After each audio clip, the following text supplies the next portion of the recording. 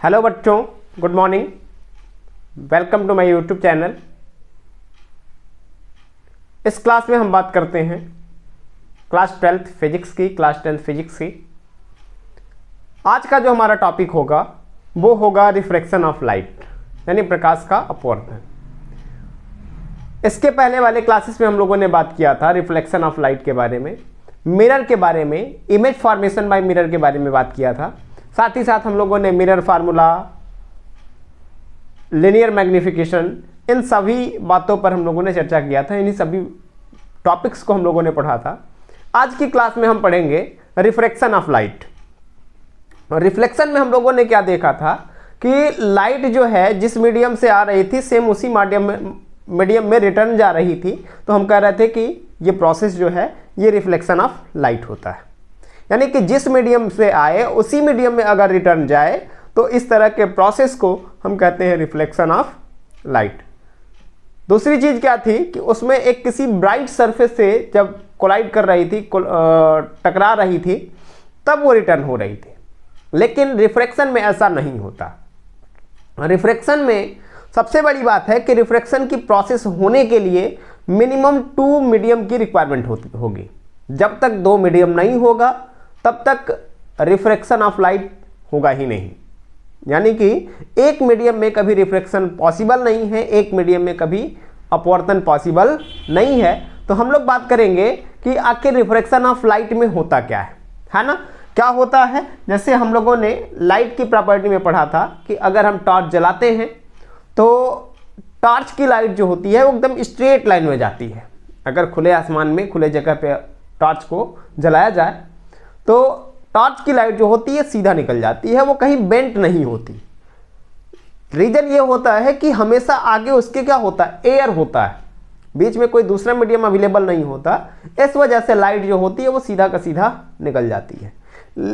लेकिन जब हम बात करेंगे रिफ्रैक्शन की, आगे कोई अनदर मीडियम लगा देंगे तो वो सीधा नहीं जाएगी। लाइट एक स्ट्रेट लाइन में ना जा करके किसी ना किसी डायरेक्शन में बेंट हो जाएगी, और बेंट होने की प्रोसेस को ही हम लोग रिफ्रैक्शन ऑफ लाइट कहते हैं। तो रिफ्रैक्शन ऑफ लाइट में अगर हम लोग बात करें तो सबसे पहले हम फिगर देखेंगे। ये 2 मीडियम हमने अलग अलग बना दिया।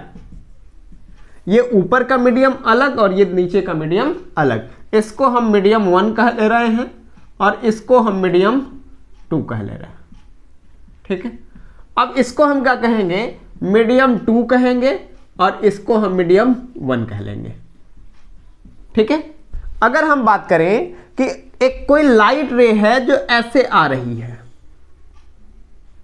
मीडियम 1 से मीडियम 2 की तरफ आ रही है, तो लाइट की प्रॉपर्टी होती है स्ट्रेट लाइट में मोशन करना, स्ट्रेट लाइन में जाना, सीधा चलना, बिना बेंट नहीं होना, बिना डेविएट हुए, बिना अपने रास्ते को बदले हुए सीधे निकल जाना। तो इसका मतलब यह हुआ कि इस लाइट को क्या होना चाहिए, ऐसे सीधा जाना चाहिए, ऐसे सीधा जाना चाहिए। लेकिन क्या देख रहे हैं कि मीडियम 1 ऊपर है, मीडियम 2 नीचे है। जैसे ही ये एक मीडियम से दूसरे मीडियम में जा रही है, जैसे अगर हमें अपने घर में जाना हो, अपने घर पे जाना हो, तो हम डायरेक्ट एंट्री कर जाते हैं, डायरेक्ट हम चले जाते हैं, किसी का कोई रोक टोक नहीं होता। लेकिन जैसे ही किसी दूसरे के घर पे जाते हैं, भले ही उसके घर का दरवाजा खुला हो, हमें उससे लेना देना नहीं है, घर का दरवाजा खुला हो या बंद हो, सबसे पहले हम उससे परमिशन लेते हैं। हम दरवाजा खटखटाते हैं तब जाकर के, यानी कि माहौल बदल गया।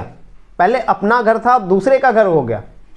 तो इसका मतलब ये हुआ मीडियम 1 जो था इस लाइट के लिए इसका अपना घर था, वहीं से चला था तो अपना घर हुआ। और मीडियम 2 क्या है, इसके रिस्पेक्ट में या दूसरे का है, तो दूसरा क्या करेगा, कुछ ना कुछ बीच में रुकावट डालेगा। तो क्या करेगा कि लाइट ऐसे सीधा ना जा करके या तो थोड़ा सा इधर चली जाती है, अब बात करेंगे कि कब उधर जाएगी, या फिर लाइट अगर हम इधर से इधर इंसिडेंट कराते हैं, लाइट अगर हम इधर से इधर इंसिडेंट कराते हैं तो ये लाइट को जाना चाहिए था बेटा ऐसे सीधा, लेकिन ये क्या होता है, इधर की तरफ थोड़ा सा बेंट हो जाती है। ठीक है, अब क्या करेंगे कि इस पे एक नॉर्मल ड्रॉ कर देंगे। ये रहा नॉर्मल, इस पॉइंट पर भी एक नॉर्मल हम ड्रॉ करेंगे, ये रहा नॉर्मल। नॉर्मल का मतलब ये हुआ कि 90 डिग्री इस सरफेस पे बना रहा होगा, ठीक ना। तो क्या देख रहे हैं, ये क्या है हम लोगों का, ये है नॉर्मल। क्या है, नॉर्मल। इसको भी हम बोलेंगे नॉर्मल, है ना। नॉर्मल बोलेंगे, एब नॉर्मल मत बोल देना, नॉर्मल केवल कहेंगे, ठीक है। एक में क्या देख रहे हैं कि लाइट को जाना चाहिए था ऐसे, बट क्या हो गई है, अवे फ्रॉम द नॉर्मल। क्या हो गई है, अवे फ्रॉम द नॉर्मल, ठीक है। इसमें क्या हो गई है, अवे फ्रॉम द नॉर्मल। और इसमें क्या देख रहे हैं, bends towards the normal, towards the normal. मतलब क्या हुआ हम लोगों का कुल मिला जुला करके कि लाइट जब एक मीडियम से दूसरे मीडियम में इंटर करती है, थोड़ा सा दिक्कत है क्या बेटा, देख लेते हैं, है ना। चलिए, लाइट जब एक मीडियम से दूसरे मीडियम में इंटर करती है तो होता क्या है, वो अपने एक्चुअल पाथ से डेविएट हो जाती है, अपने एक्चुअल पाथ से थोड़ा सा इधर उधर भटक जाती है। इसी प्रोसेस को हम कहते हैं रिफ्रैक्शन ऑफ लाइट। यानी डिफिनीशन क्या कहेंगे कि व्हेन अ लाइट रे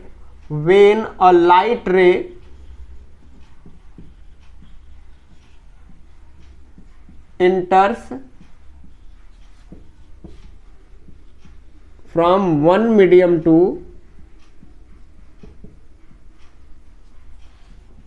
another medium,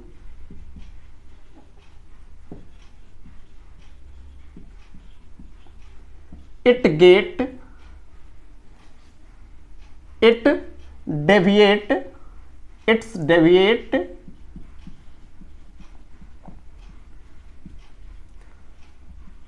from its actual path,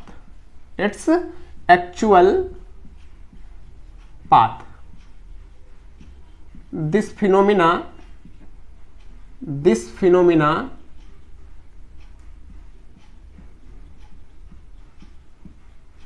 is called as क्या, रिफ्रैक्शन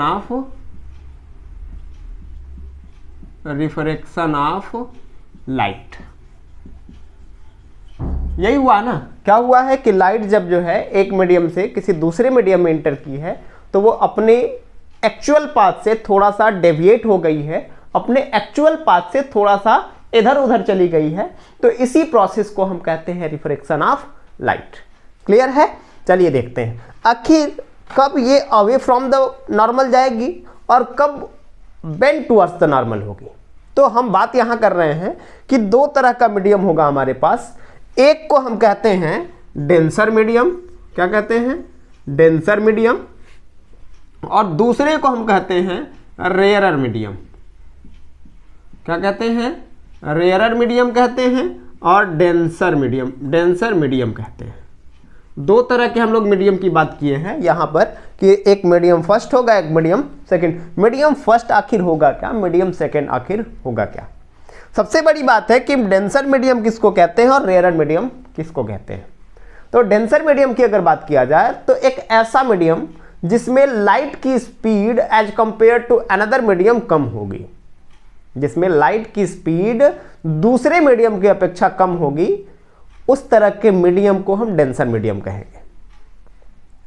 दूसरे में रेयरर मीडियम में जस्ट इसका अपोजिट, एक ऐसा मीडियम जिसमें लाइट की स्पीड किसी दूसरे मीडियम के रिस्पेक्ट में ज्यादा होगी, तो उस तरह के मीडियम को हम रेयरर मीडियम कहते हैं। मतलब सीधी बात कि अगर दो मीडियम हमारे पास दिया है, उन दोनों मीडियम से हम रेयरर उसको कहेंगे जिसमें लाइट की स्पीड ज्यादा होगी, और डेंसर उसको कहेंगे जिसमें लाइट की स्पीड क्या होगी, कम होगी। ठीक है, चलिए इतनी बात क्लियर हो गई। तो अब इससे हमको क्या मतलब है, तो हमें देखना है कि जब मीडियम 1 से 2 में जा रही है, तो यानी कि जब लाइट जो है डेंसर से किससे, डेंसर से रेयरर में जा रही है, डेंसर से किस में जा रही है, रेयरर में जा रही है, तो bends away from the normal. यानी कि फर्स्ट केस क्या हो गया हम लोगों का कि व्हेन द लाइट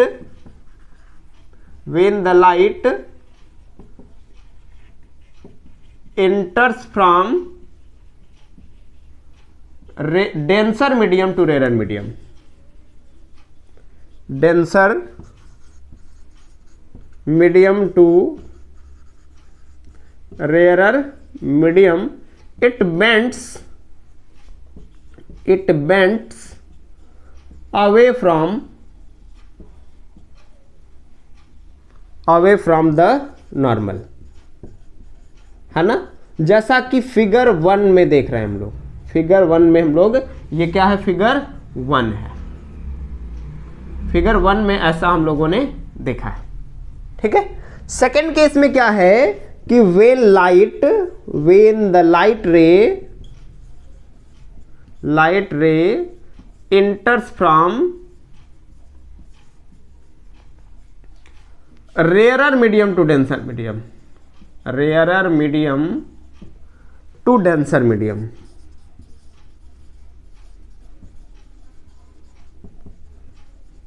है ना। it bends towards the normal, ये नॉर्मल की तरफ बेंट हो जाएगी, जैसा कि हम फिगर नंबर 2 में देख रहे हैं। यहाँ ये हम लोगों का फिगर नंबर 2 है। फिगर नंबर 2 में हमें मिला है कि जब लाइट जो है रेयरर मीडियम से डेंसर मीडियम में जाएगी, रेयरर मीडियम से डेंसर मीडियम में जाएगी, तो ये नॉर्मल की तरफ बेंट हो जाएगी। ये दोनों बात क्लियर है।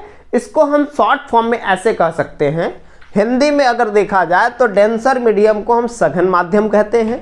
डेंसर मीडियम को हम क्या कहते हैं, सघन कहते हैं, और इसको हम लोग कहते हैं विरल माध्यम, है ना। सघन में क्या होगा, लाइट सटेगी, तो देखो डेंसर में गई है ना बेटा, डेंसर में क्या हो गई है, सट गई है, किसकी तरफ, नॉर्मल की तरफ, और रेयरर में क्या हुई है, हट गई है ना।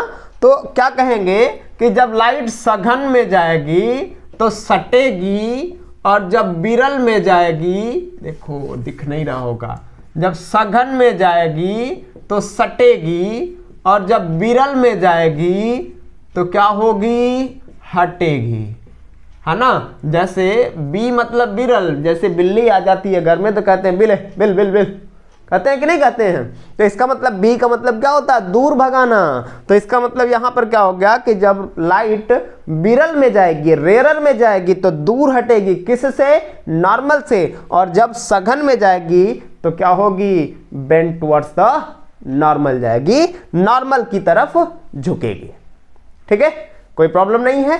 चलिए फिर हम लोग देखते हैं कि cause of refraction of light क्या होता है। इसका स्क्रीनशॉट ले लीजिए, तब तक हम इरेज करते हैं इसको। दूसरा हमारा टॉपिक होगा cause of refraction of light, यानी क्या कारण होता है कि लाइट जो होती है रिफ्रैक्ट हो जाती है। उसको सीधा जाना चाहिए था, बट सीधा ना जा करके वो क्या हो जाती है, रिफ्रैक्ट हो जाती है, अपने रास्ते से थोड़ा सा भटक जाती है ना। तो क्या कह रहे हैं हम लोग, हेडिंग है cause of refraction of light, है ना। तो अभी हमने स्टार्टिंग में बताया था कि जब कोई लाइट एक माध्यम से दूसरे माध्यम में जाती है, एक मीडियम से दूसरे मीडियम में जाती है, तो सभी मीडियम में लाइट की स्पीड अलग अलग होती है, किसी में ज़्यादा होती है, किसी में कम होती है। इसी बेस पे हम लोगों ने डेंसर मीडियम और रेयरर मीडियम की बात की थी। डेंसर जिसमें लाइट की स्पीड कम होगी, और रेयरर जिसमें लाइट की स्पीड ज़्यादा होगी, तो उस तरह के मीडियम को हम रेयरर, और जिसमें कम होगी उस तरह के मीडियम को हम डेंसर मीडियम कहते हैं। सेम उसी टेक्निक का हम यूज करेंगे कि जब लाइट किसी एक माध्यम से दूसरे माध्यम में जाती है, one medium to another medium जाती है, तो उसकी स्पीड ही बदल जाती है। क्या हो जाती है, उसकी स्पीड बदल जाती है, जिस वजह से वो क्या हो जाती है, अपने रास्ते से थोड़ा डेविएट हो जाती है। तो क्या कहते हैं, due to different speed of light in different medium,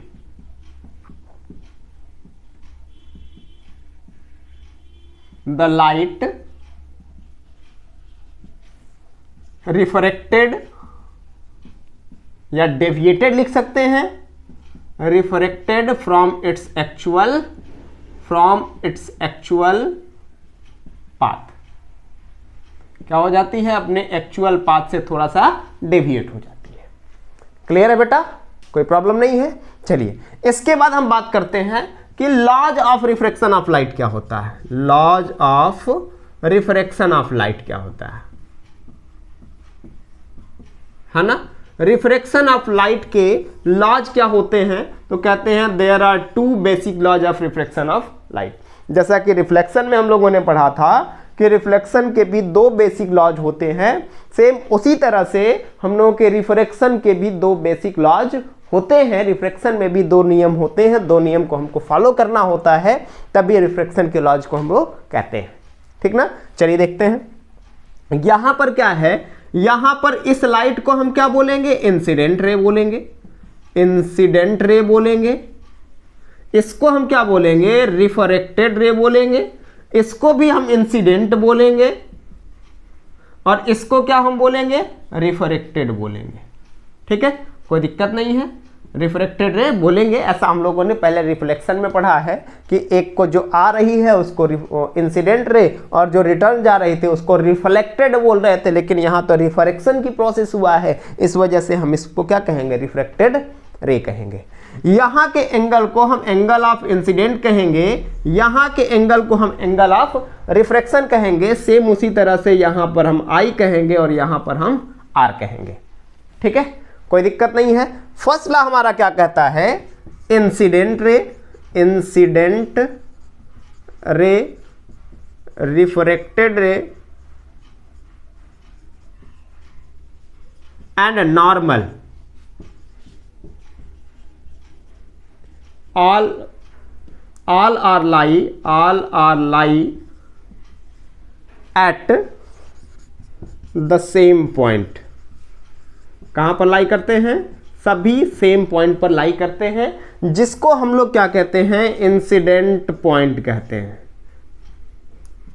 क्या कहते हैं, इंसिडेंट पॉइंट कहते हैं, या फिर पॉइंट ऑफ इंसिडेंस भी कहते हैं। सेकेंड क्या कहता हमारा कि the ratio of sine of i, sine of i मतलब कि एंगल ऑफ इंसिडेंट का अगर हम साइन थीटा निकालें to the sine of r, to sine of r is a constant. क्या होता है, इज अ कांस्टेंट, और विच इज कॉल्ड एज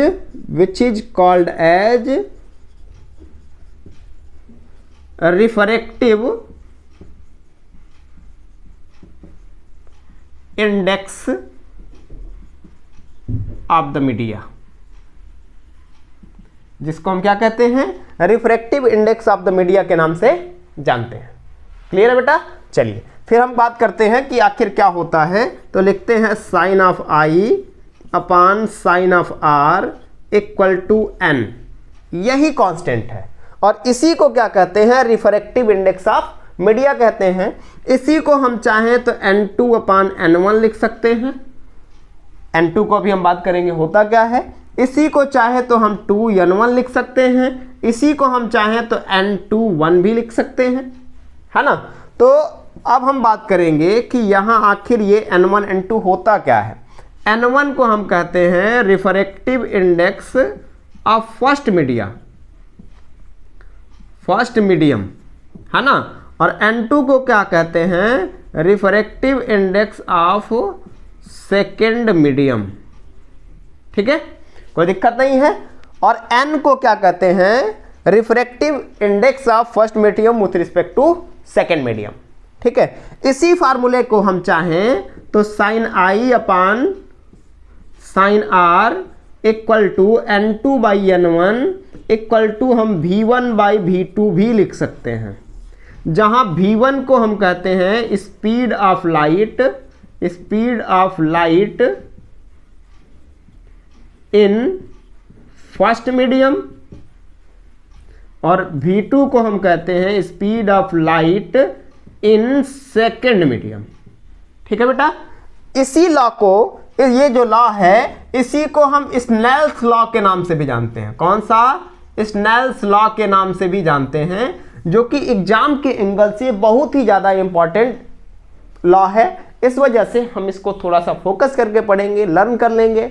हो सकता है कि हमारे एग्जाम में ये आ जाए और हम अच्छे से छाप करके आ जाए, जिससे हमारे नंबर में वृद्धि हो जाए, है ना। तो स्नेल्स लॉ कभी कभी पूछ दिया जाता है, स्नेल लॉ को ब्रीफली डिफाइन करने को दे दिया जाता है, 1 या 2 नंबर का क्वेश्चन इससे आता है। ठीक है बेटा, चलिए अब रिफ्रैक्टिव इंडेक्स की बात करेंगे कि आखिर रिफ्रैक्टिव इंडेक्स होता क्या है। अभी तो हम लोगों ने जान लिया कि जो कांस्टेंट है, ये जो कांस्टेंट यहां पर आ रहा है n, इसी को हम रिफ्रैक्टिव इंडेक्स के नाम से जानते हैं। लेकिन रिफ्रैक्टिव इंडेक्स आखिर होता क्या है, ये तो डिनोशन हो गया ना कि रिफ्रैक्टिव इंडेक्स होता है, लेकिन एक्चुअल में रिफ्रैक्टिव इंडेक्स क्या होता है, तो इसका आप स्क्रीनशॉट ले लीजिए, फिर हम इरेज करते हैं इसको, है ना। चलिए स्क्रीनशॉट ले लिए होंगे आई थिंक, तो इसको इरेज कर दिया जाए।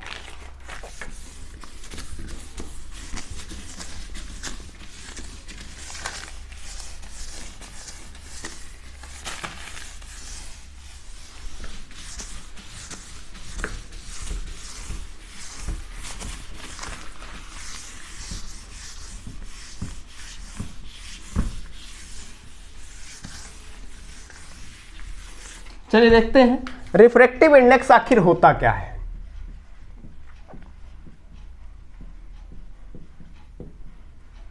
रिफ्रैक्टिव इंडेक्स, है ना। रिफ्रैक्टिव इंडेक्स की अगर बात करें तो अभी हम लोगों ने इसको n से डिनोट किया था, और इसकी डिफिनेशन कहते हैं द टेंडेंसी, यानी कि रिफ्रैक्टिव इंडेक्स जो होता है किसी मीडियम की टेंडेंसी होती है कि वह लाइट को कितना ज़्यादा उसके एक्चुअल पाथ से डेविएट करा सकता है। यानी कि डेविएट कराने की जो मीडियम की टेंडेंसी है लाइट को, उसी को हम क्या कहते हैं, रिफ्रैक्टिव इंडेक्स के नाम से जानते हैं। तो क्या कहते हैं, the tendency to refract the light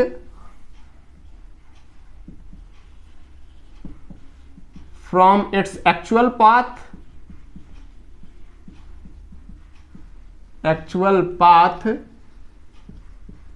is called as refractive index of medium, है ना। अब हम बात करते हैं कि टाइप्स ऑफ रिफ्रैक्टिव इंडेक्स कितना होता है, टाइप्स ऑफ रिफ्रैक्टिव इंडेक्स क्या होता है। तो कहेंगे there are 2 types of refractive index, 2 तरह के रिफ्रैक्टिव इंडेक्स होते हैं। फर्स्ट में हमारा होता है एब्सोलूट रिफ्रैक्टिव इंडेक्स, और सेकंड में हमारा होता है रिलेटिव रिफ्रैक्टिव इंडेक्स, है ना। अब देखते हैं कि एब्सोलूट किसको कहते हैं। तो हमें पता है कि मिनिमम 2 मीडियम्स की रिक्वायरमेंट होती है, किसके लिए, रिफ्रैक्शन की प्रोसेस होने के लिए। अब इन दोनों मीडियम से एक मीडियम एयर या वैक्यूम अगर फिक्स है, क्या है, फिक्स है, और दूसरा मीडियम चाहे कोई भी हो, हमें उससे मतलब नहीं है। अगर 2 मीडियम में से एक मीडियम फिक्स है, एयर या वैक्यूम, जैसे एक हो गया वाटर, दूसरा हो गया एयर, एक हो गया ग्लास, दूसरा हो गया एयर, एक हो गया वैक्यूम, दूसरा हो गया ग्लिसरीन, है ना। तो इस तरह का अगर कहीं भी कॉम्बिनेशन बनेगा 2 मीडियम में से कि एक मीडियम कंफर्म है कि एयर आएगा ही आएगा, तो इस तरह के रिफ्रैक्टिव इंडेक्स को हम बोलेंगे एब्सोल्यूट। क्लियर है। अब रिलेटिव की बात करेंगे कि अगर 2 मीडियम की रिक्वायरमेंट होती है, किस प्रोसेस के लिए, रिफ्रैक्शन की प्रोसेस के लिए, इन दोनों मीडियम में से अगर एयर या vacuum accept,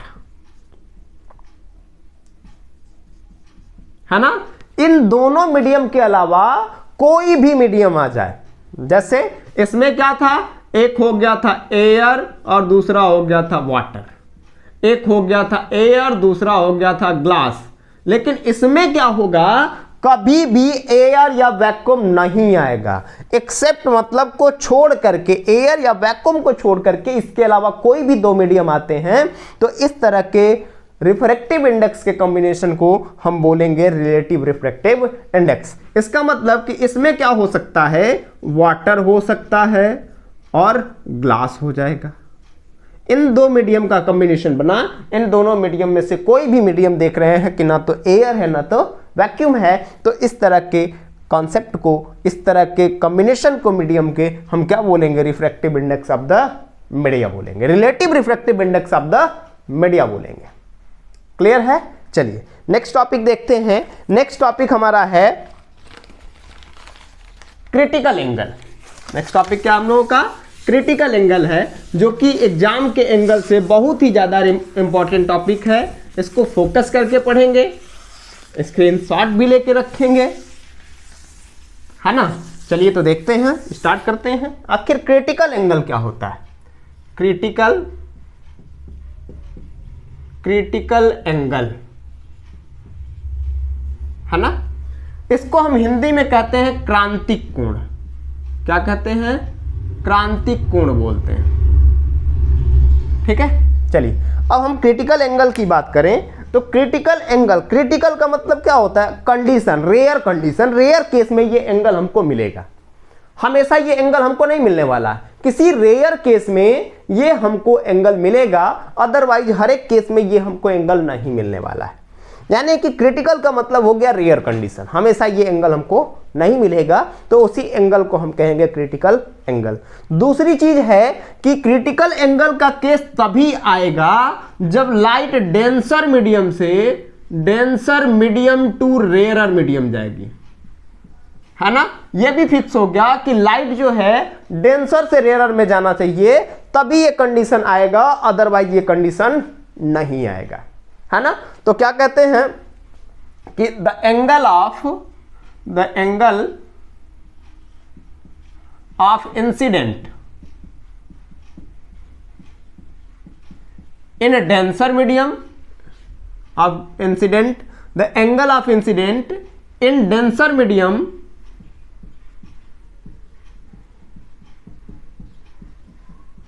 for which angle of refraction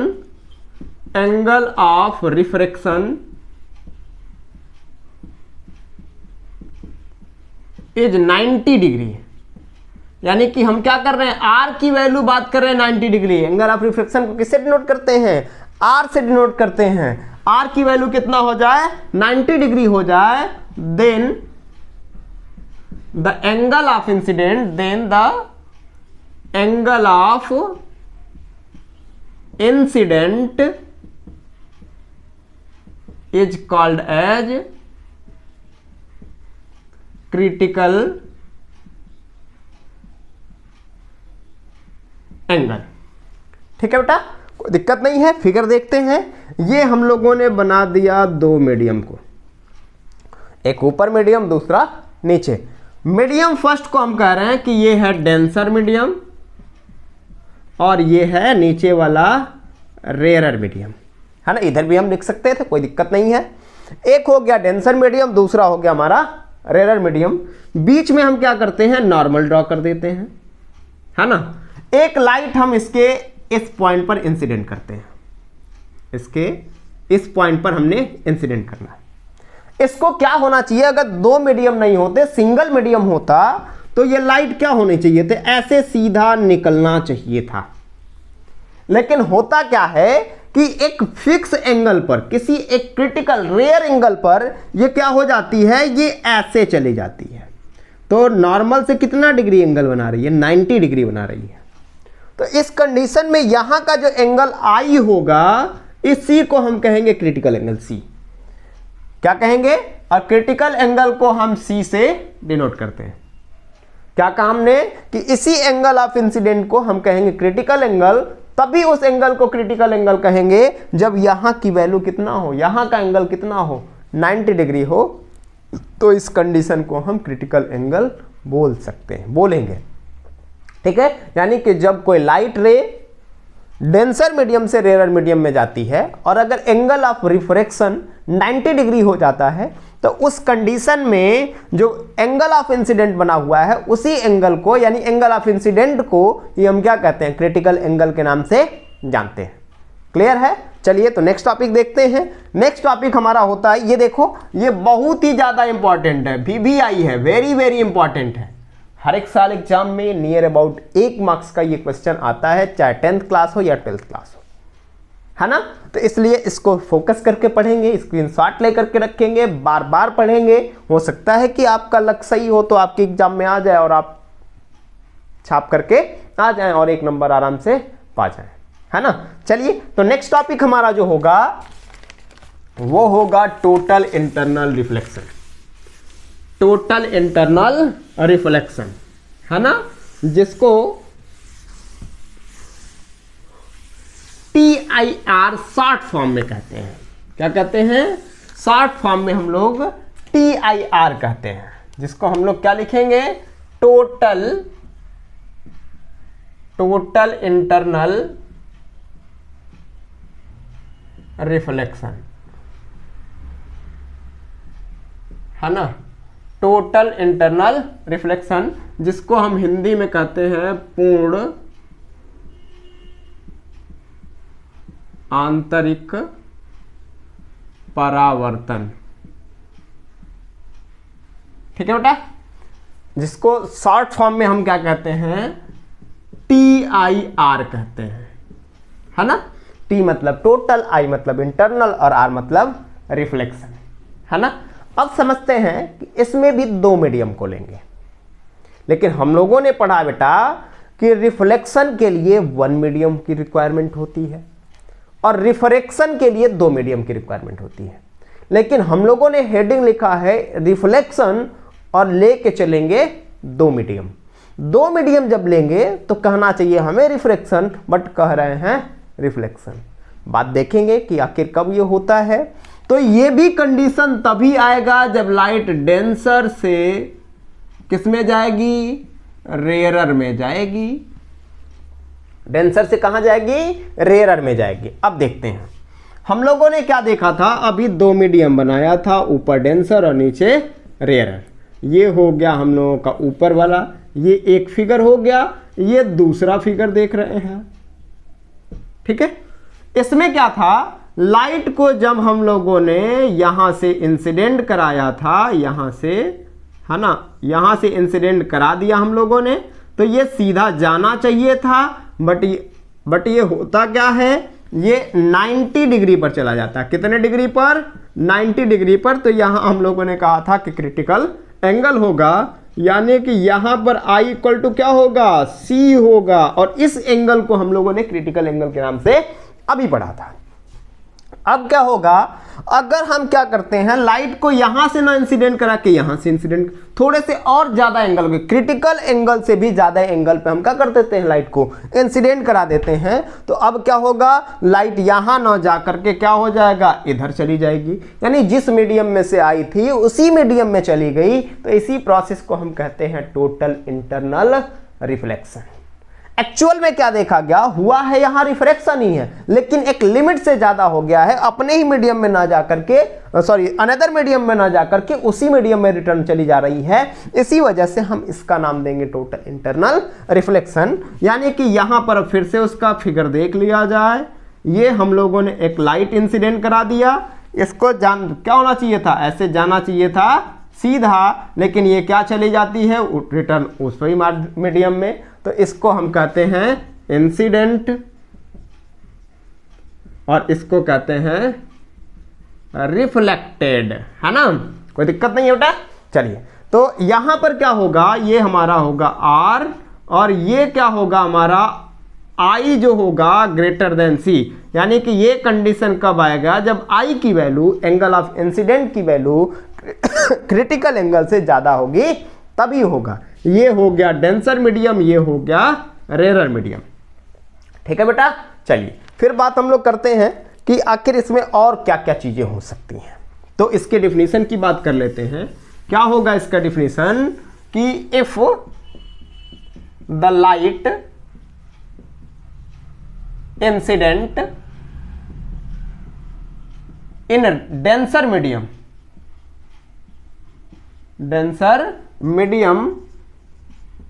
at greater angle at greater angle than critical angle, critical angle ना, क्रिटिकल एंगल से ज्यादा एंगल पे अगर इंसिडेंट हो रही है तो then the light does not go in the second medium, it return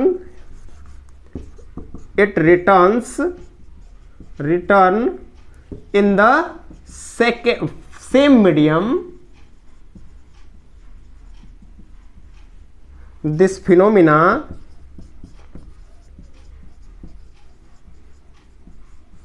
is called as total internal reflection. ठीक है बेटा, क्लियर है? हम लोगों ने अभी पढ़ा कि टोटल इंटरनल रिफ्लेक्शन आखिर होता क्या है। जब लाइट को क्या किया जाता है, क्रिटिकल एंगल से ज्यादा एंगल पर इंसिडेंट कर दिया जाता है, तो लाइट क्या होती है, सेकेंड मीडियम में न जा करके अपने ही मीडियम में, जिस मीडियम में से वो आई थी उसी मीडियम में रिटर्न चली जाती है। तो इसी प्रोसेस को, इसी फिनोमिना को हम टोटल इंटरनल रिफ्लेक्शन के नाम से जानते हैं। इस पे कुछ एप्लीकेशंस भी हैं, कुछ ऐसे एग्जाम्पल्स हैं जिनको हम लोग सीखेंगे, जानेंगे कि आखिर ये एग्जाम्पल्स होते क्या हैं, आखिर ये हमको बताना क्या चाह रहे हैं, है ना। तो टोटल इंटरनल रिफ्लेक्शन की अभी हम लोगों ने बात की, है ना। अब देखो, अगर हम क्या करते हैं, वाटर में, वाटर है अगर कोई, और उसमें अगर टेस्ट ट्यूब को हम डालते हैं, applications of total internal reflection की बात अगर हम करें, application of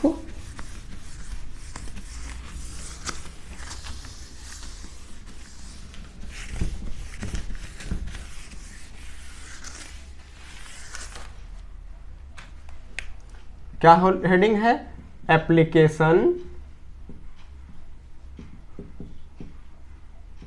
of total internal reflection, है ना।